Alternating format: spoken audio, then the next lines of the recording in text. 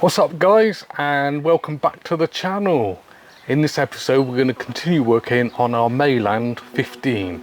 So let's just get straight into it. Okay sailors, so since the last episode we've had lots of deliveries here. We've got the paint, we've got the masking tape, we've got the masking film, a whole load of stuff basically that we're going to need to get painting this Mayland 15. So in the last episode we had a look at the scratches and the surface. We did a little bit of test painting as well, and that's come out really well. So we're very pleased with that, and it's definitely the way to go forward. So what we're going to start off in this episode is looking at the spider cracks. There's various spider cracks around. The paint, as we know, will not cover them over. So we're going to have to drill them out very carefully, get a little channel in there, and then fill them in, sand them down, and then it should be ready to paint. And of course there are the little holes all around the windows. They'll have to be filled in as well, and various areas where the gel coat has come off, gone missing, chipped away. So no big deal, all part of the preparation process. So let's get on and start these spider cracks. I'll show you how I do them. If you guys have got better ways to do them, or you know better, please let me know down in the comments, because I'm no expert. So any help you can offer me is greatly appreciated. So let's get started with these spider cracks. I'll show you how I do them, as I say, and we'll progress from there. Alright, so spider cracks then. And well, what are they? I guess they're just age-related cracks. Every boat, every car, anything basically made out of fiberglass has been around a good few years. Where, especially around stress areas, you're going to get these little spider cracks going to grow just under pressure and that, the sunlight and everything else. And in general, they don't affect the structure in any way, but they're just done slightly. It's just where the gel coat cracks. So before we get painting and that, we obviously want to remove all of these, and for that you need a drill, a small drill. Don't use one of these obviously, because you won't have a boat left, way too powerful. Use one of these. This is obviously a branded Dremel, very famous, well-known brand. You can get other ones a lot cheaper. It'll still do the job, especially for just doing spider cracks and things. I also suggest that you get hold of a drill set and everything, and all the attachments and everything go with it. This isn't a Dremel one, this is a different brand, a cheap one, only about £20 off of eBay. This one didn't travel too well, hence the bits are everywhere, but it'll have more than enough of everything we need to get on with it. The other thing I would suggest as well is, just for safety in that, get yourself some masks. I know they're a bit uncomfortable, but the last 2-3 years we've obviously gotten used to wearing these, what with COVID and that. But the thing is, with the fiberglass, not only you've got little tiny fragments flying off, which could be pretty nasty if you get that in your lungs and that, it actually stinks as well. It's not a very nice smell. So definitely get yourself a mask, put it on, just save your lungs and everything. And of course, along the same lines, get a pair of safety specs and that. If you get a piece of fiberglass or gel coat in your eyeball, you're going to know all about it. It just isn't worth it.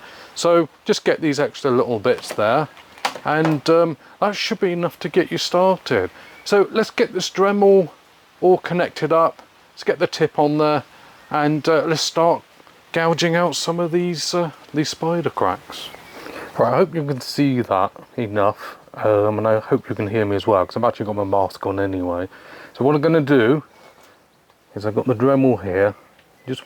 This is the tip that I'm going to start with, and see how I get on with it. You don't want to Dremel too fast, because if it's too fast you can go off at an angle and really do some damage. So really it's about just starting very gently and just basically working along the line as close as possible, and get down fairly deep, but not all the way through to the fiberglass. You don't actually want to go through it. You just want to create a little bit of a channel, so that when we put the filler on, it will level it out. Okay, so I'm going to just get on and see how I get on.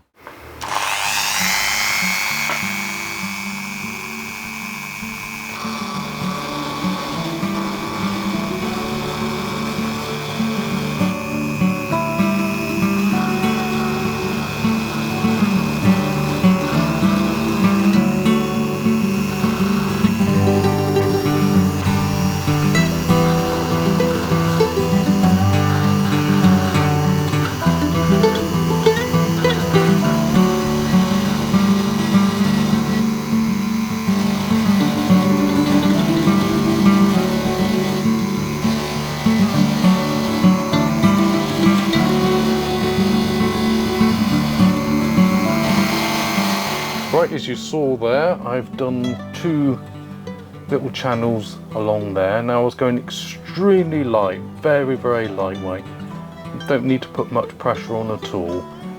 If you put too much on, you go down too deep.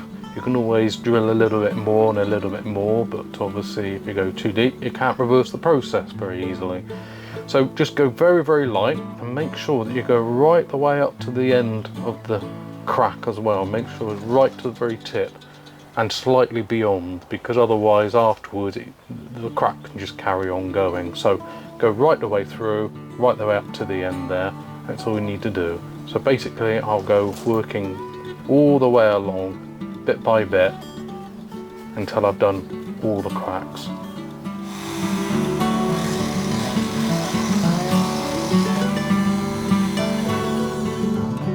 As you can see here, I've drilled out every crack that I can find. I've drilled all the way along, only a shallow channel. In some areas, as you can see, I've actually gone right through to the fiberglass. It's no big deal. I don't want to do that too often, but won't be a problem in this case. And on each crack, I've drilled right up to the end, and on the ends, I've actually drilled a little bit deeper, just to hopefully stop the cracks getting any bigger. And in areas where there's lots of little minute cracks, you might as well just drill out the whole area like that in order to sort of bind them together. There's no point in trying to get every single tiny little scratch. So the next thing I'm going to do with this is sand it down, and then I'm going to use some filler. You could use Gelcoat again, get hold of some Gelcoat and use that just to fill it in again, but I'm going to use marine filler or some, you know, sanding filler, something just very, very soft. Doesn't need to be too crazy. And then I'm gonna filler those in, and obviously having these channels allows the filler to bind in properly, and then sand it from there. So I'll get on and do that, and then we'll pop back and see how it goes. So now we've Dremeled it out, before I put the filler in, I need to just flatten off the surface really, just to make sure that any little peaks and that were created whilst drilling it out are flattened off, ready to take the filler. Now I could use a sanding block, but because there's a curve along here, I'm not going to do that. Anywhere around this sort of curved area is going to get worn out quite quickly, and we don't need to do that. So I'm just going to use a 600 grit. That's all it really needs.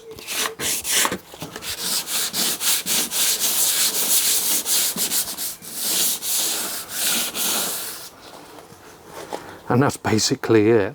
So the next thing I need to do is just dry this off. I need to use a degreaser. Always use a degreaser after you've been working on paint work and that. So I'll use a degreaser. You can use petrol. Very expensive nowadays, obviously. It will do the job. It has a little bit of oil and grease, so it's not always a good idea. Probably best just buy a canister online of panel degreaser, panel white. It'll be absolutely fine. It's not actually that expensive, and it will just do the job perfectly. So get hold of some of that, wipe it over, and then we'll move on to the filler. Pot filler here says professional. It definitely isn't, because I'm near it. So all I'm going to use is a standard filler. It don't need anything special, not for a boat, not for these little cracks and that, just something that will do the job, and this is more than good enough. As usual, the hardener and a spatula. That's all you need. You get a golf ball size of filler to a pea size of hardener. Mix the two in together, keep going until they're the same colour, and you've got a couple of minutes to apply it to the damage or the repair or the cracks in this case, smooth it off, and then leave it to set. And it shouldn't take too long, depending on how much hardener. If you put too much hardener in, it'll go solid too quickly, you can't work with it. If you don't put enough in, just simply won't go hard at all, and then you'll have to start all over again. So I'm going to mix some of this up and then apply it onto the spider cracks, and then hopefully we'll be nearing the end of the repair. Filler. Don't worry if there's some residual oil and all that. After it sits around for a while you get a little bit of oil there, but we just mix that up first of all.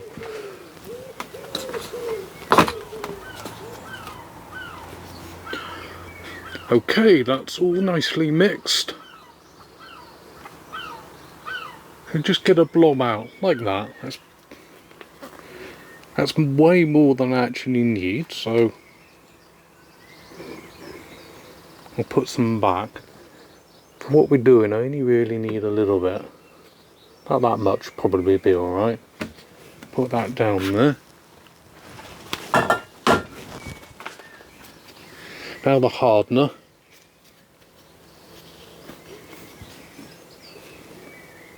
See, it's red. That's grey. Put about that much on there. That's a little bit more than I would normally put on there, but I do want this to react fairly quickly. It's quite a damp day today, I don't know, it makes a difference. So just keep mixing it, keep going. You see the pink, the hardener. You just need to mix that in so that you can't see that anymore.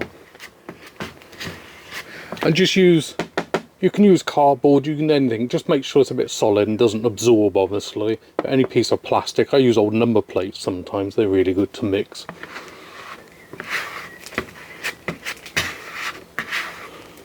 And there we go, that is now mixed, and we need to get over there as soon as possible and apply that to the cracks. So let's move.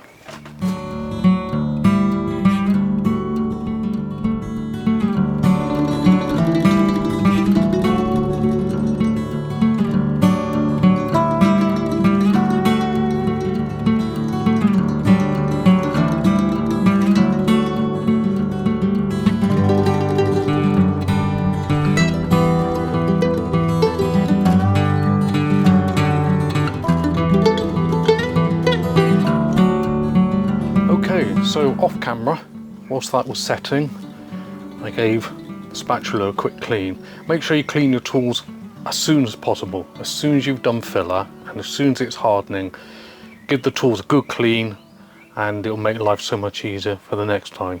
And as you saw, I did a couple of passes whilst putting the filler on. I normally only do one or two, but if I can get more out of it I will, just to smooth it out nicely.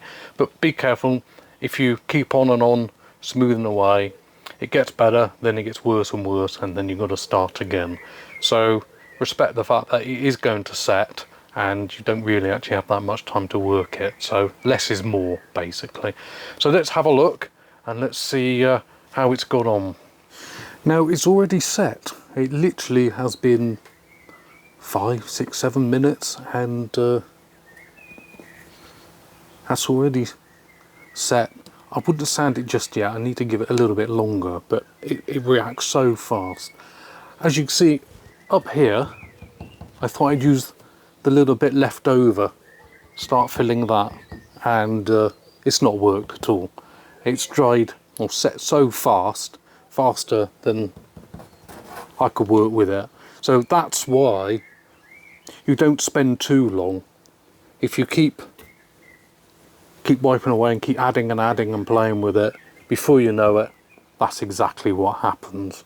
So I'm pleased with that. As soon as it's fully set, give it 20 minutes, half an hour, I might even give it an hour or so just to be on the safe side. I'll just lightly sand that down, add a bit of primer, and then we'll see if it's worked or not. And if there are still any peaks or troughs and that, absolutely fine. We can do it again, add some more, level it out. Keep going basically until the spider crack no longer exists. So let's pop back in half an hour or so and see how it's done.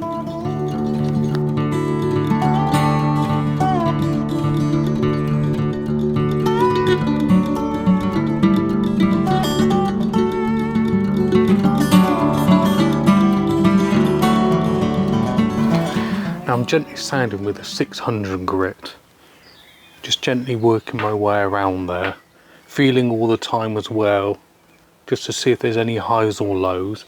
And I don't want to remove obviously all the filler, but most of it I want to sort of bring it back down to the original level.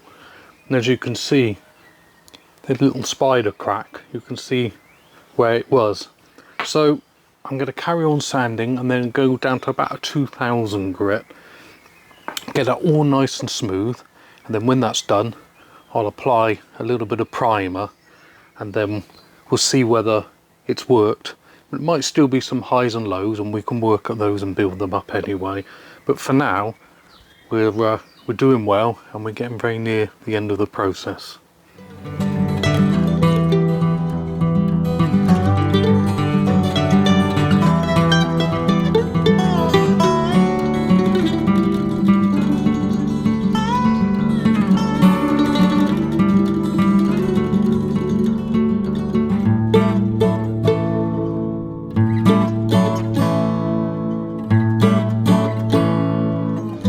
Well, there we have the finished product. I think you'll agree it does look quite acceptable.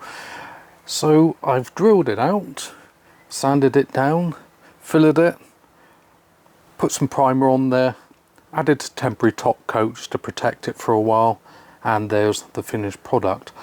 I'm very pleased with it. That's exactly what I was looking for. I've got another 10 to 15, maybe 20 other spider cracks to attend to on this boat, so I'm going to crack on and get those done. So that'll be it for today. Thank you for joining me. I hope you enjoyed the video. If you know of any better way of doing it or similar, let me know down in the comments, and I'll see you on the next episode. And don't forget to subscribe. Thank you.